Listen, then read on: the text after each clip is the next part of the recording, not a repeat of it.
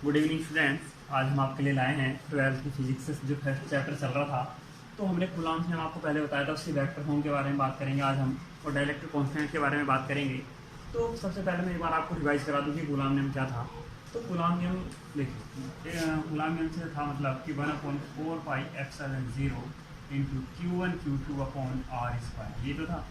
इसका मतलब कि जो हमारे पास बल था दो स्थिर आवेशों के मध्य लगने वाला, वो किस क्या डिपेंड करता था, उन दोनों बलों के जो दोनों आवेश थे उनके परिमाणों के गुणनफल के समानुपाती था, और जो उनके बीच की दूरी थी उसके वर्ग के व्युत्क्रमानुपाती था। ठीक है, ये हमारा क्या था, कूलम्ब लॉ था।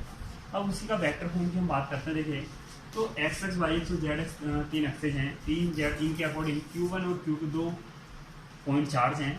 ठीक है, अब पॉइंट इस जो हमारे पास ये O बिंदु है, ठीक है, इस O बिंदु के सापेक्ष में Q1 का जो वेक्टर फॉर्म है वो है R1, जो वेक्टर सदिश है, जो पोजीशन वेक्टर होता है जो रिप्रेजेंट होगा, और इसी तरह से Q2 का है R2। अब देखिए, जो हमारे पास यहाँ वेक्टर फॉर्म निकाली जाती है, तो ये R21 वेक्टर निकाल रखा है। R21 वेक्टर का जो मतलब है वो है कि Q2 का Q1 के सापेक्ष स्थिति सदिश है, Q2 का Q1 के सापेक्ष स्थिति सदिश है। ठीक है, और अगर ये जो आगे हमने प्रसार कर रखा है त्रिभुज नियम से कर रखा है, जो हम 11th में करते हैं, जो 11th में हमने त्रिभुज नियम पढ़ा था एडिशन का, उसी के अकॉर्डिंग करते हैं, घटाने का जो भी आप कह सकते हैं, क्योंकि सब्ट्रैक्शन और एडिशन दोनों के लिए ही एक ही नियम यूज होता है 11th में जब हम पढ़ते हैं समांतर चतुर्भुज नियम के साथ। ठीक, अब आगे बात करते हैं। देखिए, यहाँ मैंने लिख रखा है F12 वेक्टर, यहाँ लिख रखा है F21 वेक्टर, यहाँ F21 इसके साथ एक अंक सदिश लिख रखा है, यहाँ 12 का कैप लिख रखा है, R12 कैप। तो ये यूनिट वेक्टर है। जो कैप वाले हैं, जो R1, जैसे आप यहाँ R12 कैप इसको लिख रहे हैं, तो ये यूनिट वेक्टर को रिप्रेजेंट करता है। किसको? यूनिट वेक्टर को। ठीक है, तो अब देखिए आगे बात करते हैं कि जो अब हमारे पास यहाँ ये देखिए, ये तो आपको लिखा हुआ है। अब ये इस 21 का है, 12 का, ये इसका क्या मतलब होता है वो आपको मैं बता दूँ। हम जो बात करते थे कि देखिए यहाँ दो चार्ज हैं, Q1 और Q2, तो Q1 का Q2 पर बल निकाल लें या Q2 का Q1 पर बल निकाल लें। आगे वैसे आप इसके बारे में पढ़ेंगे, मैं फिलहाल आपको थोड़ा बहुत बता दूँ कि जो चार्ज पार्टिकल होते हैं वो चारों ओर इलेक्ट्रिक फील्ड उत्पन्न करते हैं, यानी ठीक है। तो अब इनके बीच जो बल लगता है वो क्या लगता है, मान लिया अगर ये एक चार्ज पार्टिकल यहाँ Q1 था, ठीक है, तो इसके अब जरूरी नहीं कि ये चार्ज पार्टिकल से जिसके पास दूसरा यहाँ आके टच हो, दूसरा इस तरीके से, तभी यहाँ फोर्स लगना शुरू हो। जैसे ही इनके इलेक्ट्रिक फील्ड दूसरा अगर यहाँ हो Q2, और इसका इलेक्ट्रिक फील्ड जैसे ही यहाँ इलेक्ट्रिक फील्ड ये टच होने शुरू हो, वैसे फोर्स लगना स्टार्ट हो जाएगा। ठीक है, तो वैसे क्या होता है कि यानी Q1 Q2 पर भी बल लगाएगा और Q2 क्या लगाएगा, Q1 पर बल लगाएगा। तो आप किसी के भी सापेक्ष किसी पे भी निकाल सकते हैं। तो जो हमारे पास Q2 का Q1 के सापेक्ष जो स्थिति सीधे से वो कितना है, R21 वेक्टर है। इसको आप निकालोगे एडिशन विधि से, तो वो त्रिभुज विधि से, ट्रायंगल मेथड से, तो वो ये है। अब जो हमारे पास Q2 पर Q1 के सापेक्ष लगने वाला बल होगा, विद्युत बल, वो कैसे निकालोगे आप, F12 वेक्टर ये लिख रखा है। और ये ध्यान रखिएगा कि ये हमेशा क्या होता है, दोनों को मिलाने वाली रेखा के अनुदिश ही काम करता है। ठीक है, दोनों को मिलाने वाली रेखा के अनुदिश काम करता है। तो Q2 पर Q1 के सापेक्ष लगने वाला बल, Q1 के कारण लग रहा है Q2 पर, तो Q1 से Q2 की डायरेक्शन में F21 वेक्टर। ठीक है, मिलाने वाली रेखा ये हो गई, उसके अगेंस्ट उसके डायरेक्शन में ये बल है। अगर हम निकालते Q2 का, जो Q2 लगा रहा है वो Q1 पर बल लगा रहा है, तो तब ऊपर की ओर लगाते। ठीक है, ये चीज़ ध्यान रखेगा आप। अब देखिए, तो F21 vector is equal to क्या आ जाएगा, 1/4πε0 कूलम्ब लॉ से Q1 Q2 अपॉन R12 का स्क्वायर इंटू R12 कैप। तो जो हमारे पास F12 वेक्टर है, इसका जो कूलम्ब लॉ अगर हम लिखते हैं तो 1/4πε0 Q1 Q2 upon R21 square into R21 का कैप। तो ये इस स्थिति सदिश का यूनिट वेक्टर है, जो इसके लिए डायरेक्शन शो करेगा। एकांश सदिश को जिसको बोला जाता है, नॉर्मली क्या करते हैं, अधिकांश हम इसका डायरेक्शन के लिए यूज करते हैं कि कौन सी डायरेक्शन है। अब देखिए, F21 vector is equal to 1/, अब यहाँ से देखिए इसकी वैल्यू मैं आपको यहाँ से बता रहा हूँ, इसकी यहाँ से निकाल के इसको यहाँ सोल्व करके रखें। अब सोल्व कुछ नहीं है, बाकी इन दोनों लाइनों में कोई ज़्यादा डिफरेंट नहीं। आप इसको लिखना चाहें लिखिए, नहीं लिखना चाहें मत लिखिए, इससे कोई ज़्यादा फर्क नहीं पड़ेगा। अब अगर हम इसी प्रकार क्या निकालते हैं, F12 वेक्टर निकालते हैं, तो उसमें क्या आ जाएगा, केवल देखिए यहाँ 21 की जगह 12 आ जाएगा, और F21 की जगह F12 लिख लेंगे, ये लिखा हुआ है इसी प्रकार। ठीक है, तो इसी प्रकार का मतलब क्या है, यहाँ Q2 पर निकल रहा था Q1 के कारण, वहाँ क्या आ जाएगा, Q1 पर Q2 के कारण बल निकल के आएगा।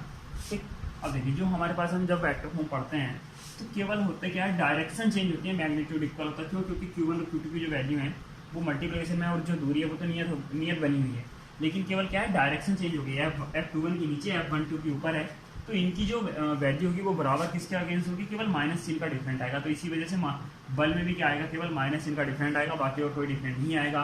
तो ये वेक्टर फॉर्म में आप इस तरीके से इसको लिख सकते हैं कूलॉम्स लॉ को। अब इसके बारे में देखिए कुछ मैं और चीज़ें भी बता दूँ कूलॉम्स लॉ के बारे में। तो ये केंद्रीय बल होता है, यानी केंद्रीय बल की प्रकृति रखता है, तो संरक्षी बल भी होगा। कूलॉम्स लॉ केवल किन शर्तों पर लागू होता है, जब जो हमारे पास आवेश हो वो स्थिर हो और बिंदुवत, यानी बहुत छोटे आवेशों के लिए लागू होता है। अगर आवेश स्थिर नहीं होंगे, गतिमान होंगे, तो उसके लिए जो बल होते हैं, तो मैंने आपको ये बात पहले ही बताई कि गतिमान आवेश मैग्नेटिक फील्ड भी उत्पन्न करता है, तो इसलिए उस टाइम फिर अलग कंडीशंस हो जाती हैं इनके लिए बल निकालने की। गति के नियम का पालन करता है, जो गति का तृतीय नियम होता है उसके लिए पालन करता है ये कूलॉम्स लॉ। कम दूरी और बिंदु आवेशों के लिए लागू होता है, यानी कम दूरी पर छोटे बिंदु आवेशों के लिए तब लागू होता है, वरना उस और किसी कंडीशन पर लागू नहीं होता। यह स्थिर विद्युतिकी में वही महत्व है, यानी इसका जो हमारा कूलॉम्स लॉ है उसका स्थिर विद्युतिकी, यानी जो हमारे पास ये यूनिट है जिसकी बात हम बात करते चल रहे हैं, इलेक्ट्रोस्टैटिक्स, उसमें क्या होता है, उसका जो महत्व है इस कूलॉम्स लॉ का वो उसी तरीके से जैसे जो हमारे पास गुरुत्वाकर्षण हमने 11वीं में पढ़ते हैं उसमें गुरुत्वाकर्षण बल का होता है। ठीक है, अब इसके बाद देखिए ये तो केवल कूलॉम्स के वेक्टर फॉर्म के बारे में था।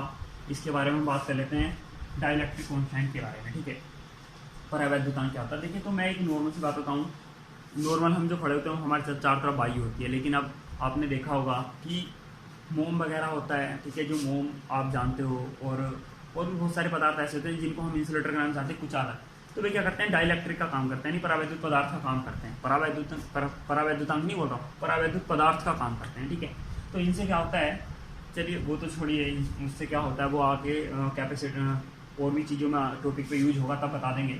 फिलहाल तो हम बात करते हैं केवल परावैद्युतांक की। तो आप ध्यान रखिएगा, परावैद्युत कौन होते हैं, इंसुलेटर होते हैं। ठीक है, तो अब अगर Q1 और Q2 क्या हो, r दूरी पर स्थित दो आवेश हों, तो वैक्यूम में अगर इनके बीच बल लग रहा होगा तो वो क्या होगा, कूलॉम्स लॉ के अकॉर्डिंग लग रहा होगा, जो मैंने आपको पहले अभी रिवाइज कराया था। ठीक, लेकिन अगर मीडियम में क्या इनके कोई ना कोई माध्यम आ जाए बीच में, तो मैंने कूलॉम्स लॉ के लिए जब माध्यम आता था बीच में तो मैंने एक फॉर्मूला उस टाइम भी लिखा था।